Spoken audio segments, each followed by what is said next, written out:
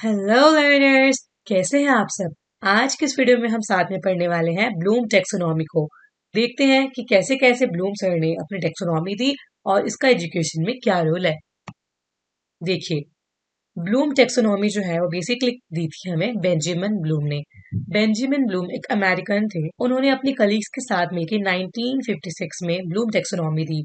और इस टेक्सोनॉमी का रोल क्या था, इसमें इसका मेन ऑब्जेक्टिव था टीचिंग लर्निंग एक्सपीरियंस को बहुत स्मूथ करना। क्या करना? टीचिंग लर्निंग एक्सपीरियंस को स्मूथ करना, ताकि बच्चे और टीचर दोनों ही क्लासरूम के अंदर बहुत कुछ इनोवेटिव एंड अफेक्टिव सीख सकें। ठीक है, चलिए एक बार पढ़ लेते हैं इसको। Bloom taxonomy is a classification system for cognitive learning objectives developed by Benjamin Bloom and his colleagues in 1956। वो मैं आपको बता ही चुकी हूँ। अब देखिए, it categorize educational goals। देखो, मैंने आपको पहले भी बताया है कि ब्लूम टेक्सोनॉमी में एजुकेशनल गोल्स की बात की गई है। लेवल ऑफ कॉम्प्लेक्सिटीज की क्लासरूम में कितनी कॉम्प्लेक्सिटीज होती हैं, जटिलताएं होती हैं। स्पेसिफिकेशन की कुछ बच्चे खास भी हो सकते हैं। हेल्पिंग एजुकेटर्स, टीचर्स को और करिकुलम बनाने वालों को, इन सबको बहुत स्मूथ बैकग्राउंड देना। लर्निंग लेसन प्लान्स, या है ना, लेसन प्लान्स अच्छे बनाना, क्योंकि लेसन प्लान्स अच्छे होंगे तो क्लासरूम में टीचर उसको डिलीवर भी अच्छे से करेगा। And lastly, assessments effect through out the entire class, उसका अच्छे से एक्सेस कर सके, एनालाइज कर सके। In 2001, Bloom taxonomy was revised by Anderson and क्वार्थवॉल। देखो, जब ब्लूम ने 1956 के अंदर अपनी टेक्सोनॉमी दी थी, है ना, अपने रूल्स बताए थे, अपने प्रिंसिपल्स बताए थे, लेकिन क्या हुआ था कि इस थ्योरी के अंदर थोड़ी सी कॉम्प्लिसिटीज आ गई थी। थोड़ी आप कह सकते हो, ये ना पहले नाउन्स में थी, नाउन फॉर्म में थी, लेकिन जो ब्लूम के फ्रेंड्स थे, यहाँ पे हमने एंडरसन एंड क्वार्थरॉल, इन दोनों ने क्या किया, इन्होंने और इनके आई थिंक और भी होंगे साथी, इन्होंने 2001 में अपने फ्रेंड ब्लूम की टेक्सोनॉमी को नाउन से वर्ब कर दिया। यानी कि जो चीजें पहले बहुत रफ थी उसको उन्होंने स्मूथ करने की कोशिश करी। अभी हम आगे देखेंगे इसको, चलिए आगे देखते हैं। देखो, लेवल ऑफ ब्लूम टेक्सोनॉमी हम यहाँ पे कवर करने वाले हैं कि ब्लूम टेक्सोनॉमी में क्या क्या लेवल्स थे। सबसे पहले आई थिंक आपको चार्ट दिख रहा होगा। पहले हमें ब्लूम टेक्सोनॉमी में बताया गया था कि बच्चे का क्या होता है, इवैल्यूएशन होता है ना। तो उसके बाद क्या होता है, सिंथेसिस होता है, उसके जो भी वो कुछ सीखता है उसका सिंथेसिस किया जाता है, उसके ब्लॉक्स को कनेक्ट किया जाता है, फिर उसका एनालाइज होता है। एनालिसिस के बाद उसको एप्लीकेशन दी जाती है, यानी कि वो चीज़ों को इम्प्लीमेंट करता है लाइफ में। फिर कॉम्प्रिहेंड करता है, वो कुछ चीज़ समझता है, और उसके बाद उसकी नॉलेज उसको गेन की जाती है। बट ये जो चीज़ें हैं ना, ये बहुत सुनने में भी बहुत उबाऊ, बड़ी बोरिंग से लग रही थी। एंड वैसे तो काफ़ी हद तक ठीक थी, लेकिन फिर भी जो आजकल के हमारे ग्रेट साइंटिस्ट हैं ना, उनको ये पसंद नहीं आ रही थी, मनोवैज्ञानिकों को बिल्कुल पसंद नहीं आ रही थी। तो उन्होंने क्या किया, उन्होंने इसके अंदर कुछ चेंजेस अप्लाई करने स्टार्ट कर दिए। चलिए, वक्त आ गया है कि हम इन सारे कॉन्सेप्ट्स को एक एक करके समझते हैं। देखो, ब्लूम टेक्सोनॉमी का फर्स्ट प्रिंसिपल है नॉलेज। जैसे कि आपने इस चार्ट के अंदर भी देखा ना कि सबसे पहले फर्स्टली क्या था, नॉलेज लिखा था। इसमें क्या होता है कि बच्चे को बेसिकली कुछ चीजों की नॉलेज दी जाती है, सिंपली उसको कॉन्सेप्ट बता दिए जाते हैं बिना किसी अंडरस्टैंडिंग के। देखो, recall facts and basic concepts. Class के अंदर भी तो ऐसे होते हैं ना, हम बच्चों को बोलते हैं, बच्चों इंडिया के कैपिटल क्या है, दिल्ली। क्या है, दिल्ली। लेकिन हम उनको बताते नहीं है कि दिल्ली क्यों है, वाई, कैपिटल क्यों बनाया गया है, कि यहाँ पे कितने सारे ऑफिसेज हैं, या फिर कुछ भी एक्स वाई जी, पूरे एक नेशन का काम यहाँ पे होता है। लेकिन हमने उनको ये नहीं बताया, हमने उसको डायरेक्ट बता दिया बच्चे को कि भाई इंडिया की कैपिटल है दिल्ली। तो बच्चा क्या करता है, उसके सबकॉन्शियस माइंड के अंदर दिल्ली जो है वो फिक्स हो जाता है। बट इससे बच्चे को सिर्फ नॉलेज मिली, क्या मिली, नॉलेज। उसने कुछ चीजों को समझा नहीं। चलिए, नेक्स्ट पॉइंट देखिए। Next is comprehension. कॉम्प्रीहेंशन के अंदर क्या होता है कि हम बच्चों को थोड़ी थोड़े by the time of ages हम उसको कुछ चीजें समझाने लगते हैं। देखिए, एक्सप्लेन आइडियाज और concepts in your own words. अब हमने क्या किया, पहले नॉलेज दी उसको, फिर उसके बाद बच्चों को कुछ समझाने की कोशिश करी। हमने बता दिया कि भाई जो दिल्ली है ना, दिल्ली की कैपिटल इसलिए है क्योंकि यहाँ पर कई सारे गवर्नमेंट हेडक्वार्टर्स हैं। हर चीज के यहाँ पे क्या है, गवर्नमेंट हेडक्वार्टर्स हैं। ओके, बच्चे के दिमाग में ना ऐसे एक शॉर्ट स्टोरी टाइप की क्रिएट हो जाती है, एक नरेशन, एक प्लॉट क्रिएट हो जाता है, जिससे वो इफेक्टिवली अंडरस्टैंड कर सकता है किसी भी चीज को। नेक्स्ट है एप्लीकेशन। एप्लीकेशन मीन्स यहाँ पे कोई मोबाइल फोन की एप्लीकेशन नहीं है, बल्कि यहाँ पे तो है अप्लाई करने वाली इंफॉर्मेशन इन न्यू सिचुएशंस। बच्चे को कोई भी प्रॉब्लम दी जाती है एज अ टीचर, है ना, एज फैसिलिटेटर क्या करता है, बच्चे को कोई एक प्रॉब्लम देता है तो बच्चा क्या करता है, उसको सॉल्व करने की कोशिश करता है। ये बहुत ज़्यादा इंपॉर्टेंट एस्पेक्ट होता है क्योंकि बच्चा पहले नॉलेज लेगा, फिर उसको समझेगा, फिर उसको अपनी लाइफ में क्या करेगा, अप्लाई करेगा। ओके, अब जब बच्चे के पास नॉलेज आ गई ना, तो वो खुद क्या करेगा, एनालिसिस करेगा। हर इंसान के पास खुद का दिमाग है, उसको पता है कि भाई सही क्या है, गलत क्या है। तो इसलिए बच्चा भी क्या करेगा सिचुएशन में कि चीज़ों को एनालाइज करना स्टार्ट करेगा। Break down information into components to understand relationships. बच्चा जो चीज़ें ऑलरेडी उसको बताई गई हैं, चाहे वो टीचर के थ्रू हो, चाहे वो पेरेंट्स के थ्रू हो, चाहे वो फ्रेंड्स के थ्रू हो, एक्स वाई जी किसी के भी थ्रू बच्चे को जो चीज़ बताई गई है, अब वो उसको खुद से समझेगा कि क्या ये बात सच है, ये झूठ है। खुद अपने थॉट्स को लगाएगा, खुद वो अवेकन होगा। ओके, चलिए नेक्स्ट चलते हैं। फिफ्थ पार्ट में करेगा वो सिंथेसाइज। सिंथेसाइज का क्या मतलब होता है? सिंथेसाइज का मतलब होता है कि बच्चा जो होगा वो प्रीवियस नॉलेज को न्यू नॉलेज से कनेक्ट करेगा। ठीक है, प्रीवियस नॉलेज को न्यू नॉलेज से कनेक्ट करेगा। अलग अलग जानकारियों को, थॉट्स को, कॉन्सेप्ट्स को जोड़कर वो कोई नया थॉट जरूर क्रिएट करेगा। अंडरस्टूड? एग्जाम्पल देख सकते हैं। Right a poem using a specific theme. बच्चा खुद से क्या कर रहा है, खुद से पोएम लिख रहा है अपने अपने वर्ड्स में बना बना के। ओके, चलिए लास्ट पॉइंट है हमारा इवैल्यूएशन। इवैल्यूएशन जो होता है वो लास्ट स्टेप होता है और बहुत इंपॉर्टेंट होता है ये भी, क्योंकि इसमें बच्चा जो ऊपर जो भी कुछ सीखा है ना, उसको दोबारा से अगेन सेल्फ इवैल्यूएट करेगा कि भाई ये जो भी चीजें मुझे बताई गई थी, सिखाई गई थी लाइफ के अंदर, चाहे वो पेरेंट्स के थ्रू हो, टीचर्स के थ्रू हो, किसी के भी थ्रू हो, क्या वो सच था या वो गलत था, है ना? तो वो खुद के जजमेंट्स बनाएगा और अपने लिए खुद स्टैंडर्ड्स क्रिएट करेगा। अपने लाइफ के रूल्स को प्रिपेयर करने के लिए वो खुद के स्टैंडर्ड्स क्रिएट करेगा, खुद के डिकोरम्स को वो मेंटेन रखेगा। ये एग्जाम्पल देख सकते हैं। Justify whether the exams are necessary in education or not। बच्चा खुद से सोचता है, कई बार ये आपने भी ऐसे किया होगा, हम लोग सोचते हैं एग्जाम टाइम पे कि यार एग्जाम किसने बनाया, है ना? ये इतना इंपॉर्टेंट तो होता नहीं एग्जाम। एग्जाम देने से कोई लाइफ अच्छी थोड़ा ना स्मूथ थोड़ा रन करती है। बट बच्चों ऐसा नहीं होता है। एग्जाम देना इंपॉर्टेंट होता है, चाहे आपको या मुझे पसंद हो या ना हो। लाइफ का एक ही प्रोसेस है, हमें इसके थ्रू निकलना ही पड़ता है। ओके, सो अब ऐसे मत सोचेगा एग्जाम देना इंपॉर्टेंट है या नहीं। चलो आगे चलते हैं, अब देखते हैं नेक्स्ट क्या है। ओ माय गॉड, ये इधर आता है रिवाइज्ड ब्लूम टेक्सोनॉमी 2001, यानी कि रिवाइज्ड ब्लूम टेक्सोनॉमी इन 2001। अब आपको मैं पहले बता चुकी हूँ कि ब्लूम की टेक्सोनॉमी क्या थी।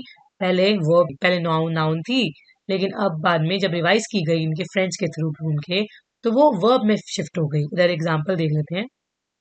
देखो, जो पहले नॉलेज थी ना, वो क्रिएट में चेंज कर दी गई, है ना? कहा गया कि भाई बच्चा नॉलेज नहीं लेगा, बच्चा कुछ समझेगा, सीखेगा और खुद ही क्रिएट करेगा अपनी नॉलेज। देखो, combining parts to make a new whole.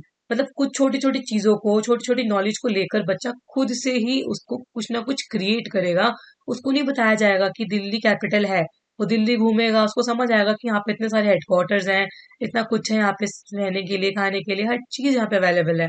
Almost पूरे इंडिया के बच्चे यहाँ पे पढ़ने के लिए आते हैं। यहाँ पे कोचिंग्स है, ट्यूशंस है ना? और भी बहुत सारे कॉलेजेस हैं। तो उसको खुद समझ आएगा, अच्छा जी भाई ये बात है, मतलब टीचिंग मतलब दिल्ली जो है वो क्या है, एक कैपिटल होगी। समझे? अब उसको नॉलेज नहीं दी जा रही, उसको क्या दिया जा रहा है, उसको खुद सोचने को दिया जा रहा है। यानी कि यहाँ पे बार बार मैं रिपीट कर रही हूँ, ये रिवाइज थ्योरी के अंदर नाउन से वर्ब में शिफ्ट कर दिया गया। Got it? चलिए नेक्स्ट देखो। देखो, अब सेकंड में इवैल्यूएट, है ना? यहाँ पे सिंथेसाइज था 1956 के थ्योरी के अकॉर्डिंग, बट इसको इवैल्यूएट में कन्वर्ट कर दिया गया क्योंकि जब वो खुद सब कुछ देखेगा तो वो खुद इवैल्यूएट कर पाएगा, खुद पुरानी चीजों को नई चीजों से कनेक्ट कर पाएगा। ठीक है, अब थर्ड पॉइंट देखिए। थर्ड पॉइंट है, पहले था एनालिसिस, है ना? एनालाइज करना डिफरेंट होता है और एनालाइज करना ये डिफरेंट होता है। देखो एस का फर्क है यहाँ पे, है ना? तो ध्यान रखना, इसमें क्या होता है, बच्चा छोटे छोटे कॉन्सेप्ट्स को ब्रेकिंग पार्ट्स में डिवाइड करता है। आप कह सकते हैं बेसिकली डिवाइड करता है छोटी छोटी चीजों को, और कुछ न्यू नॉलेज क्रिएट कर पाता है। ओके, न्यू नॉलेज यहाँ पे क्या कर पाता है, क्रिएट कर पाता है। अब फोर्थ पॉइंट में देखेंगे, पहले यहाँ पे था 1956 की थ्योरी में एप्लीकेशन। कुछ भी चीज बच्चों को बताई गई, बच्चों को क्या करना पड़ता था जी, वही अप्लाई करना पड़ता था। यहाँ एग्जाम्पल के लिए मैंने बोल दिया बच्चों 2+2 क्या होते हैं, 4 होते हैं। बच्चा भी कहता था ओके मैम 2+2 4 होते हैं। बट यहाँ पे बच्चों को अप्लाई करने दिया जाएगा। रिवाइज थ्योरी में बच्चों को मैंने बोला बच्चों ये लो, ये 2 बटन है और यहाँ पे 2 बटन और हैं। अब आप काउंट करो कितने हो गए, बच्चा कहेगा मैम 1 2, 3 एंड 4। अब बच्चा यहाँ पे चीजों को एनालाइज करके कंक्लूजन पर निकलेगा। समझे? तो आप इस चीज को समझने की थोड़ा कोशिश करना। बहुत ईजी है, ये ज्यादा डिफिकल्ट नहीं है, समझोगे तो हो जाएगा। एंड देखिए, नेक्स्ट पॉइंट में आता है हमारे पास अंडरस्टैंड। पहले कॉम्प्रिहेंशन दिया गया था, है ना, पहले वाली थ्योरी में। अब लेकिन इस कॉम्प्रिहेंशन को वर्ब में कन्वर्ट कर दिया गया, अंडरस्टैंड कह दिया गया। क्या कहा गया? अंडरस्टैंड। अब बच्चे को आप पागल नहीं बना सकते हो। बुरा मत मानिएगा, कहने का मतलब है कि बच्चे को हम कुछ भी बोलेंगे वो मानेगा नहीं। अब उसको समझाया जाएगा कि बच्चों, आप हर चीज को अंडरस्टैंड करो, और जो भी आपको दिमाग में फैक्ट्स आते हैं आपके माइंड में, या कुछ भी आपको समझ आता है, आप उसको राइजिंगली अप करो, उसको बताओ, टीचर के साथ बात करो और फैक्ट्स पर निकलो। ये फैक्ट बेस्ड होना चाहिए। अगर फैक्ट नहीं होंगे तो उसमें सच्चाई थोड़ी कम हो जाती है ना। चल, लास्ट में बोला गया कि नॉलेज को क्या किस में कन्वर्ट कर देना है, हमें रिमेंबर में कन्वर्ट कर देना है। कुछ भी बोलो, कुछ भी मान लेना, ये सही बात नहीं है। बच्चों को बोला गया कि रिकॉग्नाइज करो, चीजों को रिकॉग्नाइज करना बेटर होता है, जबकि किसी भी फैक्ट को एज इट इज लर्न कर लेना, है ना। क्योंकि रोट रोट मेमोराइजेशन जो होती है वो तो ऑब्वियसली गलत होती है। बच्चों को कितना रटा लोगे भैया आप? हाँ, कितना रटा लेंगे? वो गलत बात है। जब तक बच्चा, हो सकता है कि एग्जाम से पहले एक चैप्टर रटे, 2 चैप्टर रटे, और एग्जाम के टाइम भूल जाए, तो आप क्या करोगे? हो गए ना फेल आप वहां पे। तो इसलिए बच्चों को समझा दो, उसके माइंड में वो चीज अच्छे से बिठा दो, ताकि वो हर चीजों को समझ पाए। पिक्चर के थ्रू, मूवी के थ्रू, क्विज के थ्रू, किसी भी चीज के थ्रू उसको कोई भी कॉन्सेप्ट समझा दो, बच्चा उसको अपने आप दिमाग में रखकर रिकॉल करेगा जब उसको जरूरत पड़ेगी। आई होप आपको समझ आ गया होगा। एक बार फटाफट से दोबारा से इसको रिवाइज कर लेते हैं। रिवाइज थ्योरी थी जो एंडरसन और क्वाथरल ने दी थी, उसमें क्या था? रिमेम्बरिंग था। बच्चों को बोला गया, आई मीन टीचर को बोला गया, बच्चों का नाम इसलिए लेना पड़ता है क्योंकि हमारी जो एजुकेशन है ना, चाइल्ड सेंटर्ड है।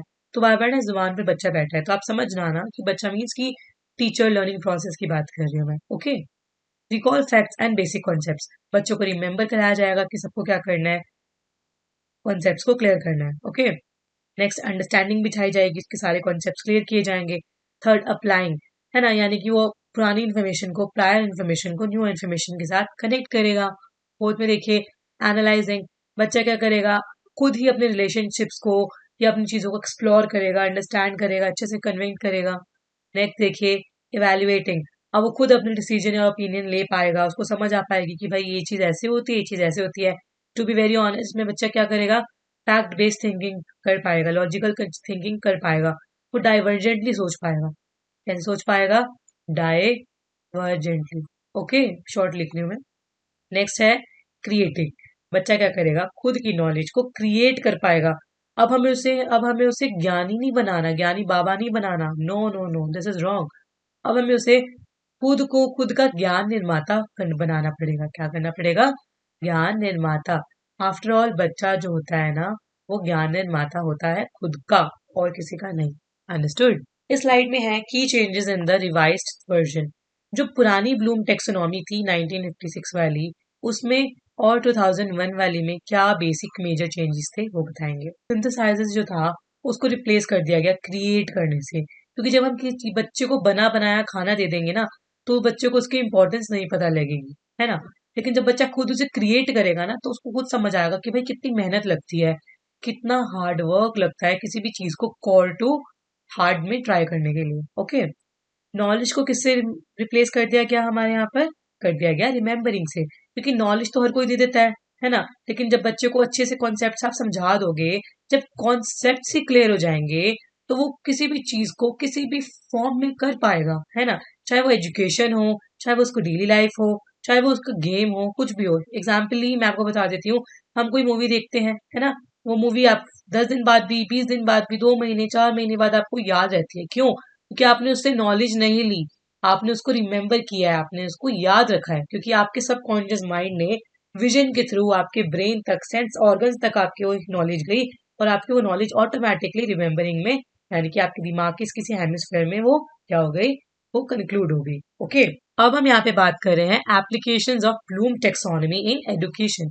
एजुकेशन के अंदर ब्लूम टेक्सोनॉमी कैसे काम करती है, यानी कि ब्लूम सर ने जो टेक्सोनॉमी दी है हमें, उसका काम क्या है, उसका रोल क्या है, कैसे वो हमारी एज अ टीचर हेल्प करती है। जैसे मैं एक टीचर हूँ, तो मेरी हेल्प कैसे करेगी ये? चलो, सबसे पहले तो भाई हमें ये देंगे लेसन प्लानिंग का थॉट। ब्लूम जी ने हमें बताया कि लेसन प्लानिंग करने से कितना अच्छे से हम लोग कितने एक्टिवली बच्चे को एक डीप क्रिटिकल थिंकर बना सकते हैं, क्योंकि लेसन प्लानिंग में इस तरह के क्वेश्चंस पुट करेंगे जब हम और बच्चे से पूछेंगे क्लासरूम सेशन के थ्रू, तो बच्चा क्या करेगा, एक्टिवली पार्टिसिपेट करेगा। ओके, नेक्स्ट देखिए असेसमेंट डिजाइन।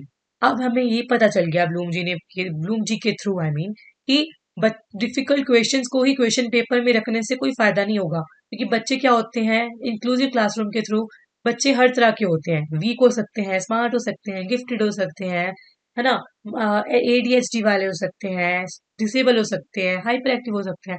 भाई बच्चों के लेवल कभी खत्म नहीं होते, हो सकता है किसी को कोई एजुकेशनल डिसऑर्डर हो, डिस्थीमिया हो, एलेक्सा हो, एलेक्सी, मतलब बच्चा जो है ना उसको इस तरीके का असेसमेंट बना के दो कि हर तरह का बच्चा पास हो पाए, क्योंकि बेसिकली जो एग्जाम होते हैं ना वो एक ब्लू प्रिंट पे तैयार किए जाते हैं। अब ब्लू प्रिंट को इस तरह का रखना चाहिए कि हर बच्चा एटलीस्ट एवरेज मार्क्स तो उसमें लेके ही आ सके। ओके, क्योंकि अगर आप टीचर है ना तो ये आप हाई ऑर्डर थिंकिंग स्किल्स के क्वेश्चंस को इंक्लूड कर पाएंगे इसके अंदर, अदरवाइज डिफिकल्ट हो जाएगा।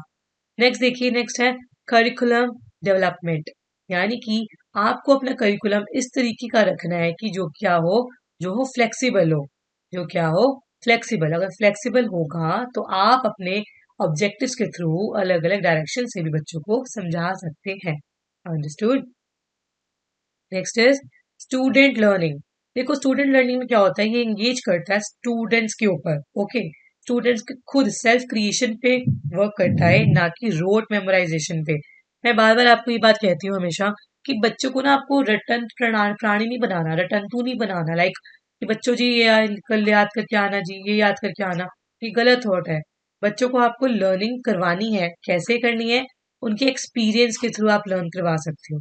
किसके थ्रू, उनके एक्सपीरियंस के थ्रू। अगर आप उसको रट्टा मरवाते रहोगे ना तो फिर वो खोखला ज्ञान है, खोखला ज्ञान, ना मजा ना स्वाद, है ना। चलो आगे चलते हैं। आई होप आपको समझ आ गया हो, एक बार मैं बता देती हूँ हमने कौन कौन से कॉन्सेप्ट करे हैं टीचिंग के अंदर। ब्लूम टेक्सोनॉमी का यूज में हमने किए हैं learning lesson plan, assessment design, curriculum development and student learning. Okay, अब देख लेते हैं। देखो भाई कलयुग का टाइम चल रहा है, इस कलयुग में जब कोई बंदा कुछ अच्छा काम करता है ना तो उसको क्रिटिसाइज भी बड़ा किया जाता है।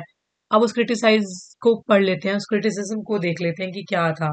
अब ब्लूम टेक्सोनॉमी को भी क्रिटिसाइज कर लिया गया। देखो ऑफ कोर्स है कि ये भगवान तो है नहीं कोई इंसान, अगर वो 10 काम अच्छे करता है तो उससे हो सकता है 5 काम बुरे भी हो जाएं। तो ये बेचारे ब्लूम के साथ हुआ, उन्होंने अपनी तरफ से तो अच्छा करने की कोशिश करी, लेकिन कुछ ना कुछ करके थोड़ी बहुत एरर्स, थोड़ी बहुत गलतियां इनकी टेक्सोनॉमी में भी निकल आए। एक एक करके उसको फटाफट से पढ़ के खत्म करते हैं। ओवरले रिजिड स्ट्रक्चर, है ना, ब्लूम टेक्सोनॉमी का जो स्ट्रक्चर था थोड़ा रिजिड माना गया। हमारे जो टीचर्स थे, जो बड़े बड़े एजुकेटर्स थे, उनको थोड़ा स्ट्रक्चर ना रिजिड लगा, कठोर लगा। उनको लगा कि इसके अंदर ना चेंजेस नहीं की जा सकते, बच्चों के लिए जो रूल्स बना दिए गए हैं उसके ऊपर नहीं उठा जा सकता। ठीक है, सेकंड में क्या बताया गया, focus is mainly on cognitive learning, neglecting affective and psychomotor development. की जो टेक्सोनॉमी है ना उसमें उसमें इसने बेसिकली तीन तीन कनेक्शन के बारे में बात की थी, तीन स्किल्स के बारे में बात की थी। फर्स्ट था कॉग्निटिव, सेकंड था अफेक्टिव एंड थर्ड था साइकोमोटर। मैं आपको बता देती हूँ फटाफट से क्या होते हैं। कॉग्निटिव लर्निंग वो लर्निंग होती है जिसमें बच्चा खुद के अपने सेंस ऑर्गन का यूज करके कुछ लर्न करता है। ठीक है, अफेक्टिव लर्निंग वो होती है जिसमें बच्चा समाज के साथ, इन्वायरमेंट के साथ भावनाओं यानी इमोशनली कनेक्ट करके कुछ भी सीखता है। एंड थर्ड था फिजिकल लर्निंग, यानी कि साइकोमोटर लर्निंग, काइनेस्थेटिक लर्निंग भी इसे कह सकते हैं। इसमें क्या होता है कि बच्चा जो होता है अपनी बॉडी को यूज करके, लाइक एक्टिविटीज करके कुछ स्किल्स को सीखता है। ओके, लेकिन ब्लूम टेक्सोनॉमी में क्या किया गया कि इन्होंने ना कॉग्निटिव लर्निंग को ज्यादा क्या कर दिया, एम्फेसाइज किया गया। इन्होंने सोचा कि सिर्फ कॉग्निटिव ही ज्यादा इंपॉर्टेंट है, इन्होंने अफेक्टिव यानी भावनात्मक पक्ष को और इन्होंने शारीरिक पक्ष को तो इस लिस्ट से बाहर ही कर दिया। थ्योरी का नाम ना बेसिकली कॉग्निटिव लर्निंग थ्योरी ही है। ओके, नेक्स्ट देखिए, not always applicable in real world. Bloom taxonomy के जो सिद्धांत थे उनको रियल वर्ल्ड में अप्लाई करना एज टीचर हमारे लिए भी काफी डिफिकल्ट होता है। ओके, तो देखिए यही मेन 3 पॉइंट्स थे जो मैं आपको बताना चाहती थी। बाकी दुनिया है, चलता रहता है, कुछ अच्छा काम भी होता है तो कुछ बुरा भी होता है। क्योंकि मैं ब्लूम नहीं हूँ, है ना, तो इसलिए मैं हरलीन हूँ और मैं अपने अपने बिहाफ पर आपके साथ ब्लूम टेक्सोनॉमी के कॉग्निटिव डोमेन को छोड़कर, ठीक है, कॉग्निटिव डोमेन को छोड़कर आपके साथ अफेक्टिव और साइकोमोटर डोमेन्स को शेयर करना चाहती हूँ, जो कि थोड़े कम डिस्कस होते हैं। देखो मैंने लिखा भी हुआ है लेस डिस्कस्ड, है ना। चलो, अब देखो अफेक्टिव डोमेन क्या है, जो सेकंड डोमेन था ब्लूम का।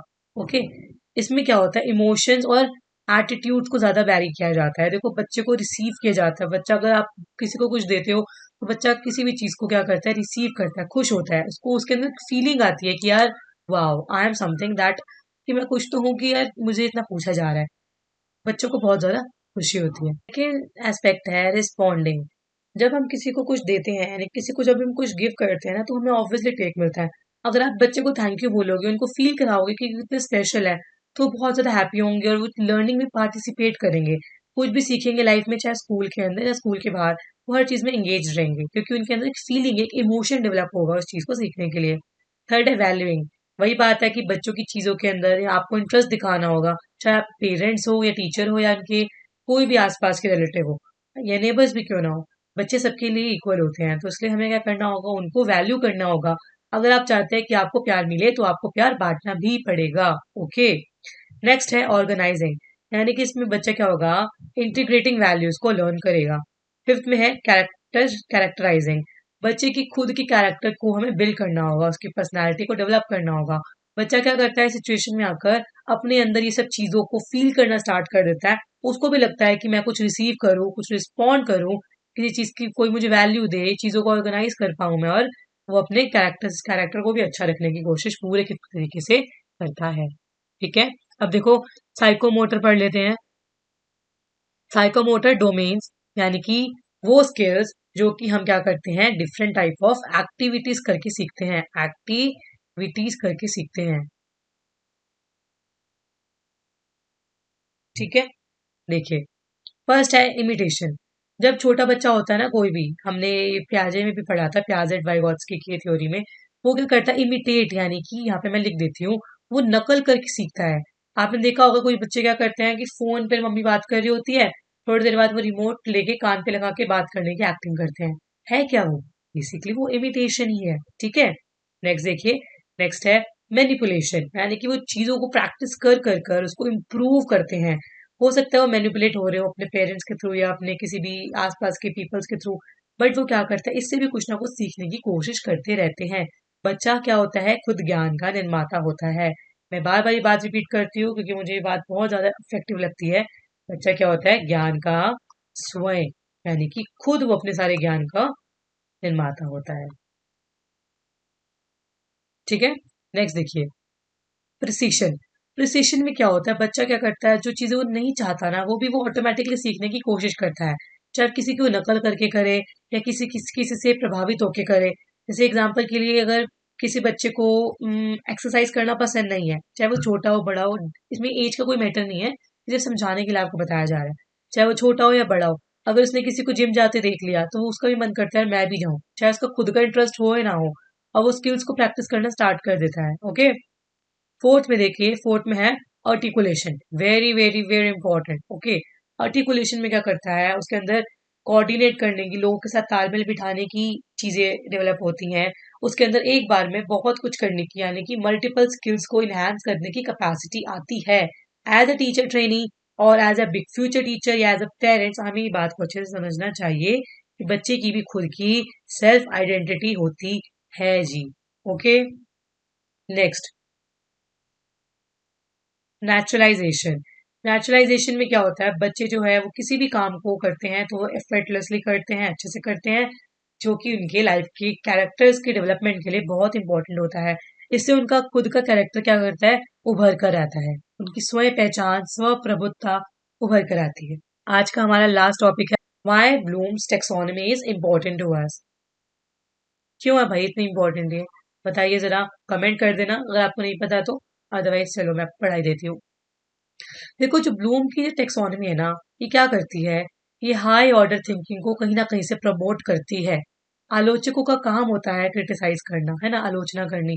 क्रिटिसिज्म जो लोग करते हैं ना, उनको क्रिटिसाइज करने का मजा आता है, टू बी वेरी ऑनेस्ट। लेकिन हर इंसान के अंदर अच्छी बुरी चीजें दोनों होती है, मैं तो यही मानती हूँ। ब्लूम ने बोला कि जो उनकी थ्योरी है वो क्या करती है, वो हाई ऑर्डर थिंकिंग को डेवलप करती है। लेकिन जो उसके डिफेंडर्स थे, या आप कह सकते हो उनके ओपोनेंट्स थे, उन्होंने बोला कि नहीं करती। बट ट्रू क्या है, सच्चाई छुपती नहीं है।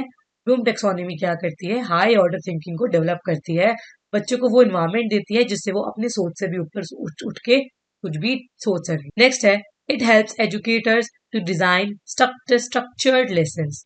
हम लोगों को, हम एज अ टीचर, हमें क्या हेल्प मिलेगी इससे कि हम लोग बच्चों के लिए अच्छे से अच्छे लेसन प्लान को क्रिएट कर सके, अच्छे से अच्छे टीएलएम्स को, टीचिंग लर्निंग एड्स को डेवलप कर सके, टीचिंग मेथोलॉजीज को हम अच्छे से इसको इम्प्लीमेंट कर सके, बना सके, बच्चों के लिए कुछ इस तरह का स्ट्रक्चर तैयार करे पढ़ाई का जिससे वो भागे नहीं, बल्कि वो पढ़ाई की तरफ खुद भाग भाग के आए। अंडरस्टैंड? ब्लूम ने हमें बताया है कि किस तरीके से हम लोग अपने असेसमेंट्स की टेक्निक्स को चेंज कर सकते हैं, बदल सकते हैं और अच्छे से सीख सकते हैं। ओके, उन्होंने बताया कि ब्लूप्रिंट तैयार कर सकते हैं हम लोग, है ना, मल्टीपल चेकलिस्ट का को प्रिपेयर कर सकते हैं, मतलब बहुत सारी वेराइटीज ऑफ उन्होंने टेक्निक्स दी हैं जिससे हम बच्चे का कोई भी असेसमेंट चेक कर सकते हैं, है ना। एंड लास्ट पॉइंट है, ब्लूम टेक्सोनॉमी जो है ना, उसको वेरियस फील्ड में हम एक्सेप्ट कर सकते हैं।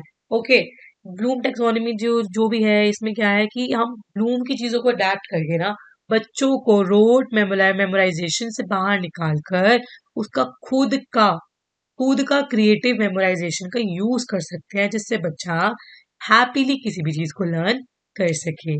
चलिए, आई होप आपको आज की वीडियो समझ आई होगी। अगर आपको समझ आई है तो प्लीज लाइक शेयर सब्सक्राइब करना मत भूलना, क्योंकि इससे मुझे मोटिवेशन मिलती है। Okay, just for the motivation you have to subscribe, like and share.